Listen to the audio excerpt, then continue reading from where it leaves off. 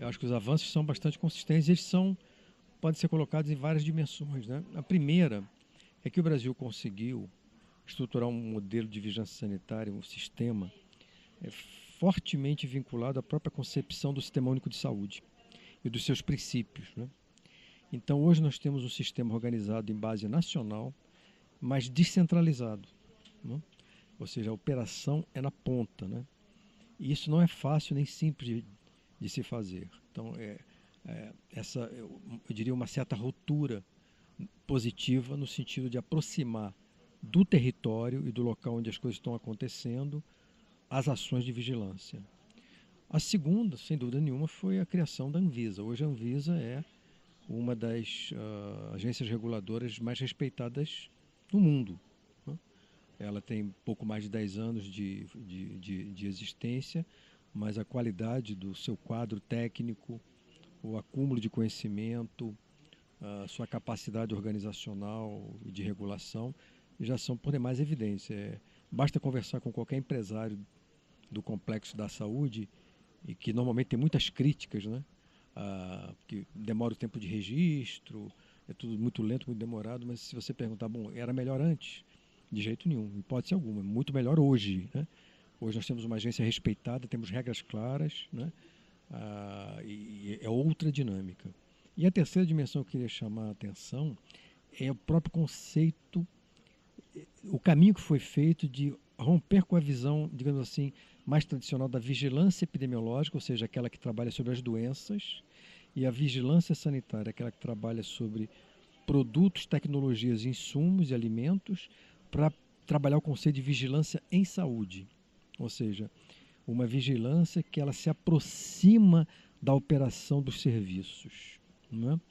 Você imaginar o clínico do PSF seria o primeiro ponto desse sistema de vigilância, onde ele está acompanhando, monitorando, percebendo o que está acontecendo, ou seja, rompendo um pouco a visão do terapeuta que trata sintomas e mais do terapeuta ou do profissional que olha problemas. Quanto mais macro, melhor.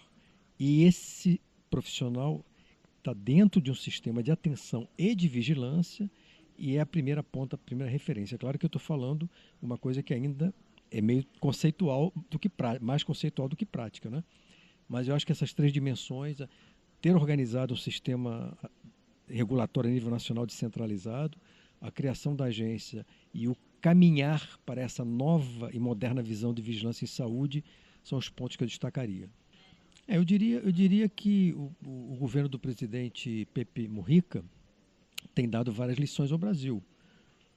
Não diria especificamente no campo da vigilância, né, porque são sistemas que têm suas similaridades e diferenças, mas eu diria mais no campo das políticas públicas, né? E esses dois pontos são muito importantes. Quer dizer, o Uruguai aprovou uma lei que permite a interrupção voluntária da gravidez, quer dizer, foi uma gigantesca vitória das mulheres e dos homens uruguaios. É um tema que no Brasil ainda é um tema tabu, eu diria, mais do que tabu, esse tema no Brasil retrocedeu nos últimos anos, né? Uma hegemonia dos setores mais conservadores, né? Que coloca essa questão, que é uma questão do nível dos direitos sexuais e reprodutivos e foi colocado no nível da questão religiosa, né? De maneira totalmente equivocada, foi muito ruim. E agora o Uruguai avança também numa questão que impacta todo o sistema de saúde, que é a questão das drogas ditas ilegais, né? Porque isso tem relações com a violência, tem relações com a vigilância também, tem relações com a política de saúde. É, São temas muito complexos, mas que a sociedade uruguaia, nós podemos ouvir do ministro Venegas. É curioso ele ter falado que uma enquete recente mostra que a sociedade uruguaia ainda não está adequadamente informada sobre o tema, né? Quer dizer, já é uma lei que está sendo sancionada, mas a sociedade ainda não está adequadamente informada sobre a legalização do consumo de maconha, né? Acho que o Brasil está léguas atrás desse debate, é muito difícil. Há um viés pobre, policialesco na questão da repressão ao consumo. Embora a lei brasileira tenha avançado na questão de separar o traficante do usuário, né, ainda há uma certa dubiedade que penaliza os usuários, né? Acho que é preciso avançar na coisa da lei e é preciso avançar com seriedade no debate sobre essas questões do uso de drogas ditas ilegais, até porque a principal droga legal, que é o álcool, a meu ver, é a principal causa de violência na sociedade brasileira. Enquanto que no Brasil, de 1989 para cá, a prevalência do número de fumantes na população adulta caiu de 35% para 13%, é uma redução brutal. Não é? A principal causa disso qual foi? Foi o banimento da publicidade de cigarro.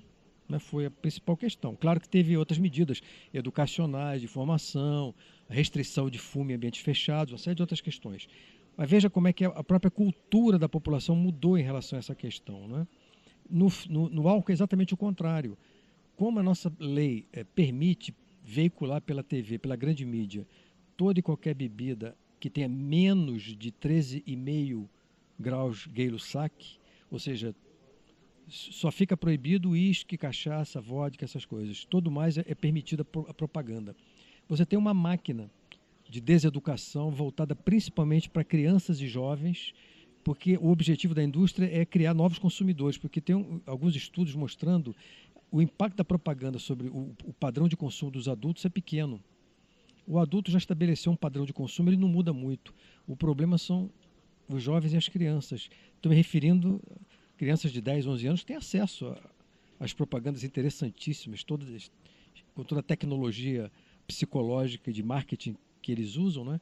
Infelizmente, há aí uma questão que qualquer tentativa de mudança dessa lei não passa no Congresso Nacional, até muito bem lembrado por um participante do evento agora, porque são exatamente os produtores de bebida um dos mais importantes financiadores de campanhas eleitorais. Então essa questão fica por trás quando a gente fala e a sociedade clama por uma reforma política mais profunda que inclui a questão do financiamento das campanhas eleitorais. Eu acho que por trás, no fundo, o que nós temos é isso.